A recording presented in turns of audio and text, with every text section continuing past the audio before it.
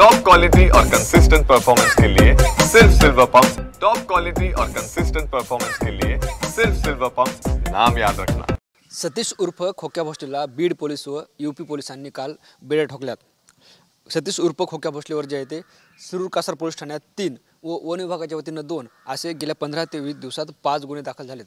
त्याच्यावर जे आहे ते पहिला गुन्हा एका व्यक्तीला बॅडनं मारहाण केल्याप्रकरणी दाखल झाला आहे, तर दुसरा गुन्हा 22 गावातील पितापुत्रांना मारहाण केल्याप्रकरणी झाला आहे, तर तिसरा गुन्हा जे आहे ते सतीश उर्फ खोक्या भोसलेच्या घरात गांजा सापडला आहे म्हणून दाखल झाला आहे। तर वन विभागानं जे आहे ते सतीश उर्फ खोक्या भोसलेवर गुन्हा दाखल केला आहे, ते म्हणजे वन्यजीव संरक्षण कायद्याअंतर्गत एक गुन्हा दाखल झाला आहे। ज्या दिवशी 8 मार्च रोजी सतीश उर्फ खोक्या भोसलेच्या घराची झाडाझडती केली होती, तेव्हा त्याच्या घरात जे आहे ते शिकारासाठी लागणारं साहित्य व वाळलेल्या प्राण्याचं मांस आढळलं होतं, त्यावरून जो हा गुन्हा दाखल झाला आहे। तर सतीश उर्फ खोक्या भोसलेचं घर जे वन विभागाच्या जागेत आहे ते अतिक्रमित आहे, त्याच्यावरून जे आहे ते दुसरा गुन्हा दाखल झाला आहे। मात्र वन विभागानं सतीश उर्फ खोक्या भोसलेला एक नोटीस दिली। त्या नोटीसमध्ये असं म्हणण्यात आलं की या जागेवर हक्क सांगण्यासाठी, मालकी दावा सांगण्यासाठी 7 दिवसाची मुदत देण्यात आली आहे। जर 7 दिवसात त्या जागेवरचा मालकी हक्क सांगितला नाही तर वन विभाग जे आहे ते त्याच्या घरावरचं अतिक्रमण काढून घेण्याची पुढील कारवाई करू शकतं। मात्र काल ज्या पद्धतीनं बीड पोलीस व यूपी पोलिसांनी सतीश उर्फ खोक्या भोसलेला प्रयागराजमधून अटक केली आणि त्याला आज जे आहे ते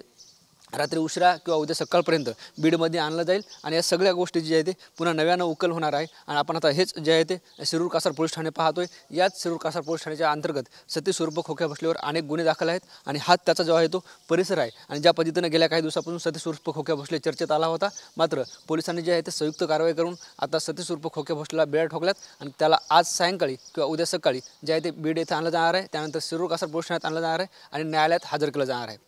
कॅमेरा पर्सन आप्पासाहेब मोरकर, ज्ञानेश्वर लोंढे, शिरूर कासार, बीड।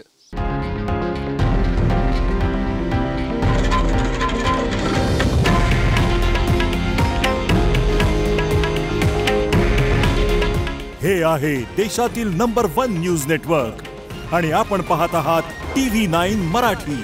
काळजी तुमची, हित महाराष्ट्राचं।